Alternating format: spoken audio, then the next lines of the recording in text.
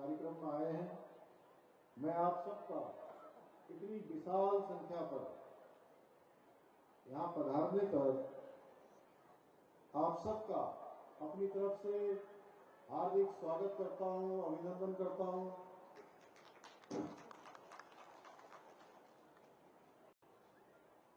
टिहरी की ये भूमि जिसने एक से महान विभूतियों को जन्म दिया है, जिसके बारे में अभी हमारे यहाँ के लोकप्रिय विधायक आदरणीय किशोर उपाध्याय जी ने उसका वर्णन किया। बड़ूनी जी, वीर गब्बर सिंह जी, श्रीदेव सुमन जी जैसे अनेकों ने हस्तियों ने इस वीर भूमि में, इस देवभूमि में जन्म लिया है और अपने महान कार्यों से संपूर्ण भारत को एक दिशा देने का काम किया है। आज यहाँ पर लगभग 533 करोड़ रुपए की विभिन्न योजनाओं का लोकार्पण एवं शिलान्यास किया गया है। निश्चित रूप से ये सभी आने वाले समय में ये विकास कार्य हमारी प्रगति के स्तंभ बनेंगे। इससे न केवल टिहरी बल्कि टिहरी के आसपास के सभी क्षेत्रों में इसका लाभ मिलेगा। भाइयों बहनों, भारतीय जनता पार्टी एक ऐसी पार्टी है जो अंत्योदय के सिद्धांत पर काम करती है, यानी कि जो समाज के अंतिम छोर में खड़े हैं उन सभी के लिए विकास की योजनाओं को बनाने का काम, उन सभी के लिए विकास को अंतिम छोर में पहुंचाने का कार्य अगर कोई पार्टी करती है तो पार्टी और राजनीतिक दल केवल भारतीय जनता पार्टी है। हमारा लक्ष्य विकास की धारा को अंतिम व्यक्ति तक पहुंचाना है और इसके लिए हमारी पूरी सरकार आदरणीय प्रधानमंत्री मोदी जी के मार्गदर्शन में, निर्देशन में लगातार प्रयत्न कर रही है, लगातार प्रयास कर रही है। हमारे लिए अगर सबसे पहले कोई काम है तो वो काम है राज्य की जनता की सेवा करना और जो भी फैसला हम ले रहे हैं वो सब सारे फैसले यहाँ की जन भावनाओं पर आधारित हैं, यहाँ की जनता की अपेक्षाएं हैं, आकांक्षाएं हैं, क्योंकि हमारी सरकार का हमेशा ये प्रयास रहा है कि समाज के हर वर्ग के जीवन स्तर को ऊंचा उठाएं, उत्तराखंड को आगे बढ़ाएं, उत्तराखंड को हिंदुस्तान के श्रेष्ठ राज्यों में शामिल होने के लिए प्रयत्न लगातार करते रहे। भाइयों बहनों, हम केवल फैसले ही नहीं ले रहे, केवल निर्णय ही नहीं कर रहे हैं, निर्णय करने के साथ साथ इन सभी फैसलों को धरातल पर उतारने का काम भी कर रहे हैं। इस बात का सबूत रिकॉर्ड विभिन्न समय में हमारे द्वारा किए गए लोकार्पण है और हमने तय किया है आज जब यहाँ पर 158 करोड़ से अधिक की विकास योजनाओं का लोकार्पण हुआ है और 375 करोड़ की योजनाओं का शिलान्यास हुआ है। और भाइयों बहनों, मैं आपसे कहना चाहता हूं, हमने तय किया है, ये संकल्प लिया है कि माननीय प्रधानमंत्री मोदी जी जिन योजनाओं का भी शिलान्यास करते हैं उन योजनाओं का लोकार्पण करते हैं। ये नहीं है कि हमने ये योजनाएं शुरू तो कर दी, लेकिन ये योजनाएं पूरी होंगी कि नहीं होंगी इसका कोई पता नहीं चलता था पहले के समय में। अब जिन योजनाओं का भी शिलान्यास होगा, जीतराम भाई, जिन योजनाओं का भी शिलान्यास होगा उन योजनाओं का लोकार्पण होगा, यानी कि जो योजनाएं प्रारंभ होंगी वो सारी योजनाएं पूरी होंगी। भाइयों बहनों, विकसित उत्तराखंड निर्माण का जो स्वप्न हमने देखा है, जो संकल्प हमने लिया है, उसको लेकर हम एक विजन के साथ निरंतरता से आगे बढ़ रहे हैं। हमारी नीति और नियत दोनों स्पष्ट हैं, इसलिए आज उत्तराखंड में पहले से कहीं अधिक नौकरी के अवसर मिल रहे हैं। भाइयों बहनों, हमारे द्वारा निष्पक्षता से लगातार भर्ती परीक्षाओं को सकुशल संपन्न किया जाने हेतु समुचित प्रयास किया जा रहा है, परंतु विपक्ष के द्वारा जिनकी जमीन गायब हो गई है, जिनके पैरों के नीचे जमीन नहीं है भाइयों बहनों, उनके द्वारा प्रदेश के भोले भाले छात्र भाइयों को, प्रतिभागी परीक्षाओं में भाग लेने वाले भाई बहनों को लगातार बरगलाकर उन्हें सरकार के विरोध में खड़ा करने का काम किया जा रहा है। मैं विपक्ष के लोगों को आज आप सबकी उपस्थिति में इतने हजारों के जन समूह के बीच से कहना चाहता हूं कि आप हमारे प्रदेश का युवा भटकने वाला नहीं है, उसे सही और गलत दोनों का फर्क सही तरीके से पता लग गया है कि कौन उनके हित में काम कर रहा है और कौन केवल बरगलाने का काम कर रहा है। भाई बहनों,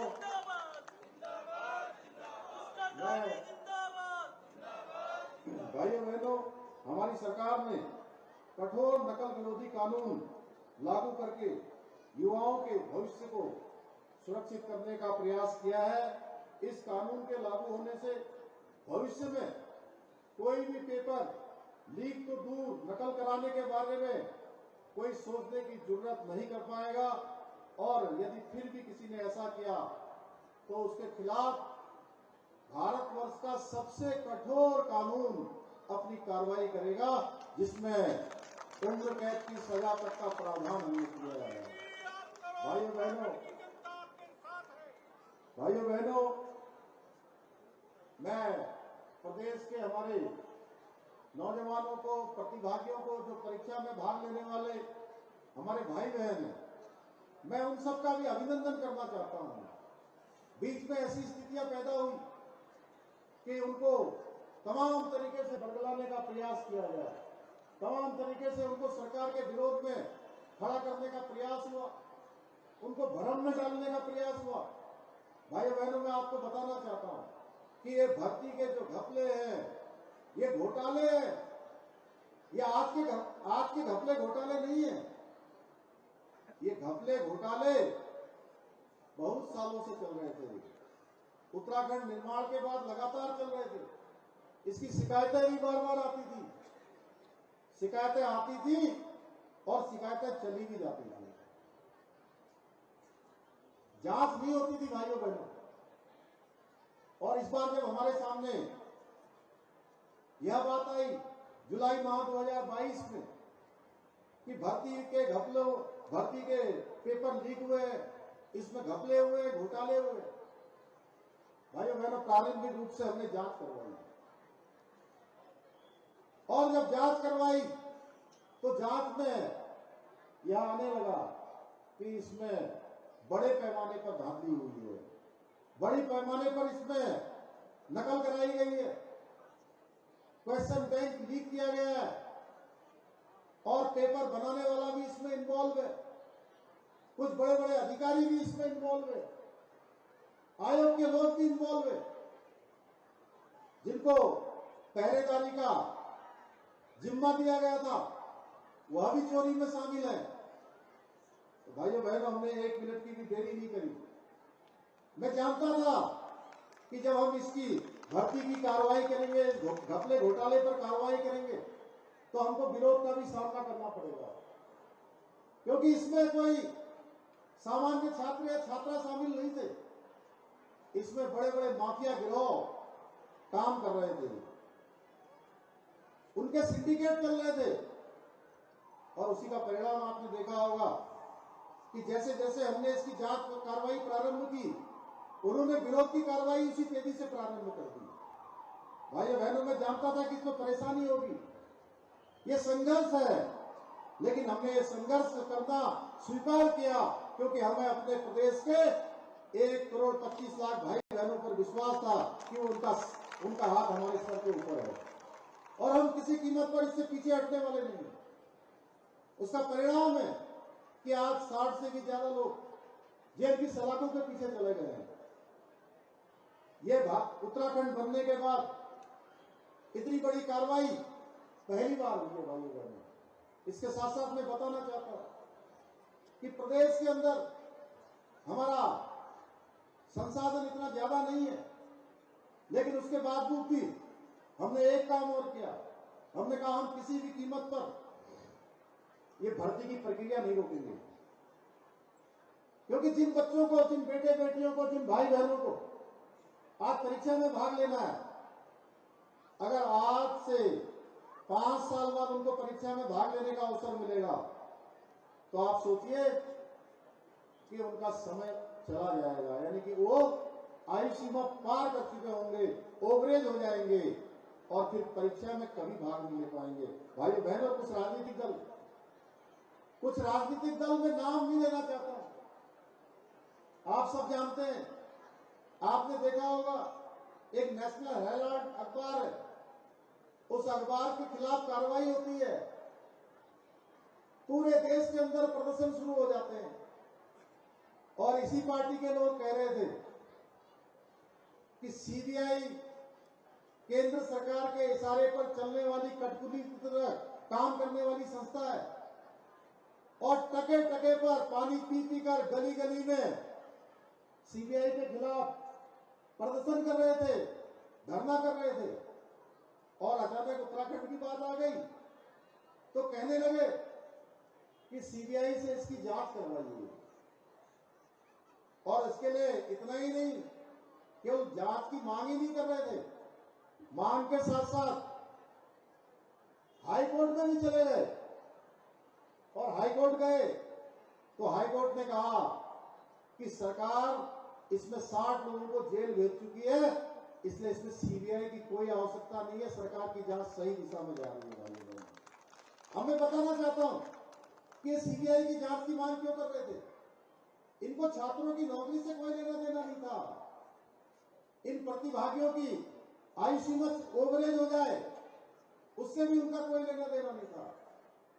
उनका एक ही हेतु था कि अब इन नौजवानों को 5 सालों के लिए, 7 सालों के लिए इनको किसी भी परीक्षा में भाग लेने का कोई अवसर न मिले।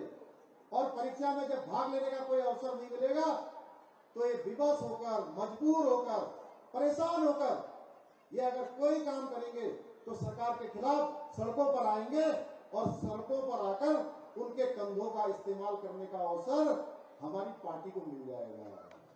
क्योंकि हमारे पैरों के नीचे तो जमीन है ही नहीं, जमीन गायब हो चुकी है।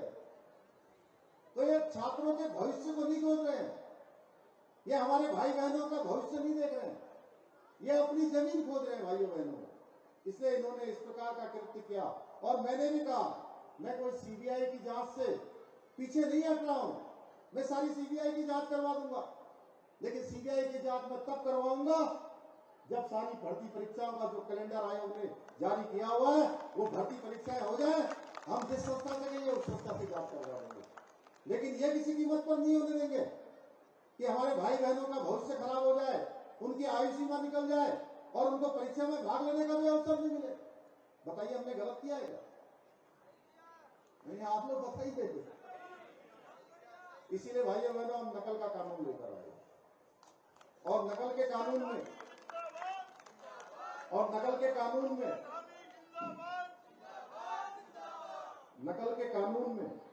अब कोई नकल करता हुआ पकड़ा जाएगा, 3 साल तक पहले उसको किसी परीक्षा में भाग लेने का अवसर नहीं होगा। अगली बार पकड़ा जाएगा तो 10 साल तक उसको परीक्षा में भाग लेने का अवसर नहीं होगा।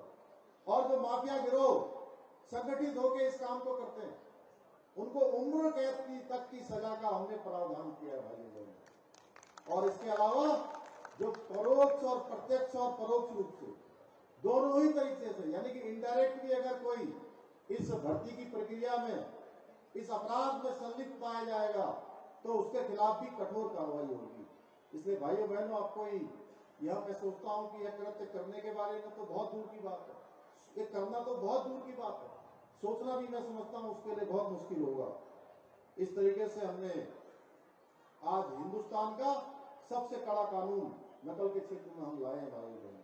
इसके पीछे केवल एक ही मकसद है कि हमारे जो छात्र हैं, छात्राएं हैं, हमारे भाई बहन हैं, उनके मन में संदेह न रहे किसी प्रकार का कि उनकी मेहनत पर कोई डाका डालने वाला है, उनकी मेहनत को कोई लूटने वाला है, कोई खराब करने वाला है।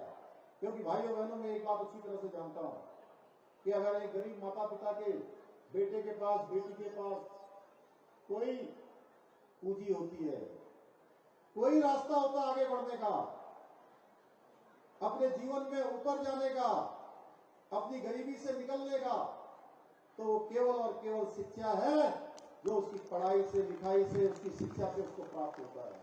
इसलिए हम इसको किसी कीमत पर हमने तय किया है कि उनके जीवन में उनकी पूंजी को नष्ट नहीं होने देंगे। भाइयों बहनों, आज आदरणीय मोदी जी के नेतृत्व में राज्य में जो अभूतपूर्व विकास किया है, मुझे पूरा विश्वास है कि हमारे विकास की ये यात्रा निरंतर आगे जारी रहेगी। आज प्रदेश में चाहे इंफ्रास्ट्रक्चर हो, पर्यावरण सुरक्षा हो एवं आधुनिक विकास के साथ साथ सांस्कृतिक विकास के लिए भी विशेष अभियानों को चलाया जा रहा है। राज्य में रोजगार के नए अवसर पैदा करने के लिए, राज्य में पलायन को रोकने के लिए, राज्य में पर्यटन को बढ़ावा देने के लिए और राज्य की आधारभूत व्यवस्थाओं को दुरुस्त करने के लिए हम नीतिगत योजनाओं का एक खाका तैयार कर रहे हैं, एक रोड मैप बना रहे हैं। सारे विभागों से हमने कहा है कि वो अपना अपना भविष्य का रोड मैप तैयार करें, जिसके आधार पर हम सब आगे बढ़े। हमारी विकास योजनाओं के केंद्र बिंदु में हमारे युवा भाई बहन हैं, हमारे किसान हैं, सम्मानित मातृशक्ति का ध्यान, सशक्तिकरण और सुरक्षा, इस दोनों को हमने प्राथमिकता से मिल लिया है। यहां भी मैं देख रहा हूं, मैं अपनी मातृशक्ति को प्रणाम करता हूं, नमन करता हूं कि हम जहां भी जाते हैं, जिस कार्यक्रम में भी जाते हैं, कम से कम 60 से 70% मातृशक्ति उपस्थित होती है अपना आशीर्वाद देने के लिए। मैं मातृशक्ति को एक बार पुनः नमन करता हूं। हम जानते हैं कि जब तक हमारा युवा, हमारी मातृशक्ति, हमारा किसान आत्मनिर्भर नहीं बनेगा, तब तक हमारा राज्य भी विकसित नहीं होगा, तब तक राज्य भी आत्मनिर्भरता की ओर नहीं बढ़ेगा। इसलिए हमने आदरणीय प्रधानमंत्री जी के, मोदी जी के विजन के अनुरूप और उन्हीं के मार्गदर्शन में और दिशा निर्देशन में हम प्रगति के पथ पर निरंतर आगे बढ़ने के लिए संकल्पबद्ध हैं। भाइयों बहनों, हम विकसित उत्तराखंड का जो विकल्प रहित संकल्प लेकर आगे चल रहे हैं, उसकी सिद्धि के लिए सरलीकरण, समाधान और निस्तारण और संतुष्टि हमारा मूल मंत्र है। मुझे विश्वास है कि हम 2025 तक जो हमारा राज्य की स्थापना का 25 वर्ष पूरे होंगे, तब तक हम हिंदुस्तान के श्रेष्ठ राज्यों में शामिल हो जाएंगे और सर्वश्रेष्ठ उत्तराखंड का जो हमारा सपना है, आप सबके सहयोग से, आप सबके आशीर्वाद से, आप सबकी शुभकामनाओं से और आप सबके सह यात्री बनने से हमारी ये यात्रा गंतव्य तक पहुंचेगी। भाइयों बहनों, आज आदरणीय मोदी जी के नेतृत्व में जहां पूरे विश्व के अंदर भारत का डंका फैला, आज पूरा विश्व भारत का लोहा मान रहा है। एक समय वह भी था, उस समय को भी हमें याद करना चाहिए। एक समय वह था जब विश्व के मंचों पर जितने वैश्विक मंच होते थे, उस वैश्विक मंचों पर भारत की कोई बात गंभीरता से नहीं सुनी जाती थी। भारत को पिछलग्गू माना जाता था, भारत को दग्गू माना जाता था। एक समय वह भी था और एक समय आज यह है कि चाहे कोई भी काल हो, चाहे कोई भी विश्व के अंदर घटित होने वाला घटनाक्रम हो, हर घटनाक्रम पर विश्व की नजर रहती है कि भारत का रुख क्या होने वाला है, भारत क्या करने वाला है। आप देखिए, अभी रूस यूक्रेन का युद्ध हुआ, उस रूस यूक्रेन के युद्ध के समय में भी जब भारत के हमारे हजारों बच्चे वहां से आने के लिए अपना रास्ता खोज रहे थे, युद्ध चल रहा था रूस और यूक्रेन के बीच में, तो उस समय भी रूस के राष्ट्रपतियों या यूक्रेन के राष्ट्रपतियों दोनों ने माननीय प्रधानमंत्री मोदी जी के आह्वान पर 4 दिनों तक युद्ध विराम कर दिया और भारत के सारे बच्चों को सुरक्षित भारत आने का अवसर प्रदान हुआ। भाइयों बहनों, और इतना ही नहीं, भारत के बच्चों को तो अवसर प्रदान हुआ ही हुआ। ऐसे देश जो हमको दिन रात कोसने का काम करते हैं, आतंकवादियों को, अलगाववादियों को, जिहादियों को भारत के अंदर भेजकर तमाम प्रकार से विघटन की गतिविधियों को बढ़ावा देने का काम करते हैं, उस देश के बच्चों को भी यूक्रेन की सीमा से बाहर आने के लिए भारत का तिरंगा अपने कंधे पर रखना पड़ा भाइयों बहनों। उन्होंने भी भारत का तिरंगा अपने कंधे पर रखा और वह भी सुरक्षित अपने वतन को वापस लौटे। यह नया भारत। और जिसकी बात अभी यहां कर रहे थे हम लोग कि एक कार्यक्रम नहीं, आज हमको गौरव होता है कि पूरे ऐसे समय में जब पूरी दुनिया कोरोना महामारी के कारण से अव्यवस्थित हो गई, उस समय में भी हमारे देश की अर्थव्यवस्था जो 10वें नंबर पर होती थी, वो 10वें नंबर की अर्थव्यवस्था 5वें नंबर पर पहुंच गई भाइयों बहनों। यह तब हुआ जब एक वैक्सीन मुफ्त में लगाई गई, एक डोज मुफ्त में, दूसरी डोज मुफ्त में लगाई गई, तीसरी डोज भी मुफ्त में लगाई गई। और इतना ही नहीं, भारत के लोगों को तो वैक्सीन देने का काम हुआ ही हुआ, इसके साथ साथ दुनिया के दूसरे देशों को भी वैक्सीन लगाने का काम, वैक्सीन देने का काम भारत की सरकार ने किया। वहीं देश के 80 करोड़ लोगों को माननीय प्रधानमंत्री मोदी जी ने केवल प्रधानमंत्री के रूप में नहीं, बल्कि एक अभिभावक के रूप में, एक माता पिता जैसे अपने बच्चे की चिंता करते हैं, वैसे उन्होंने देश के 80 करोड़ लोगों की चिंता करी और गरीब कल्याण अन्न योजना चलाई। गरीब कल्याण अन्न योजना के माध्यम से सभी को 5 किलो राशन की उनकी सुनिश्चित की, कोई किसी को खाली पेट न सोना पड़े, भूखा न सोना पड़े, किसी का चूल्हा न बुझे।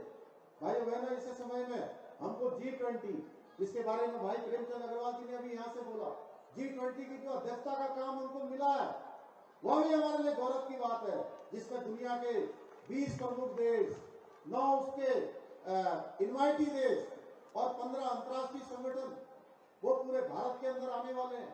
पूरी दुनिया के अंदर भारत जाने वाला है। और हमें सौभाग्य है, आदरणीय प्रधानमंत्री जी का मैं धन्यवाद करता हूं कि हमको पहले 2 कार्यक्रम मिले हुए थे और दोनों ही कार्यक्रम हमारे नरेंद्र नगर क्षेत्र में और ऋषिकेश क्षेत्र में संपादित होने थे। मैंने अनुरोध किया कि हमको और कार्यक्रम एक और दे दीजिए, और ये मई और जून के महीने में 2 बैठकें जो हमको मिली हुई थी, अब हमको मार्च के महीने में तीसरी बैठक भी मिल रही है भाई बहनों।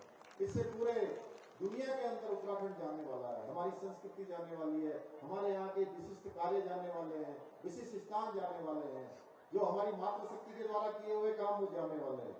ऐसे अनेकों कार्य हो रहे हैं भाइयों बहनों। आज अभी भाई किशोर उपाध्याय जी ने यहाँ से बोला कि अंतर्राष्ट्रीय स्तर की यहाँ पर प्रतियोगिताएं हो रही। पिछले दिनों बिजली मंत्री जी आए थे, आर के सिंह जी, उन्होंने वाटर स्पोर्ट्स के लिए यहाँ पर अंतर्राष्ट्रीय स्तर का एक इंस्टीट्यूशन बनाने की भी घोषणा की थी। उसको हम लोग पर्यटन के रूप में, इको टूरिज्म के रूप में आगे बढ़ाने के लिए प्रयास करेंगे।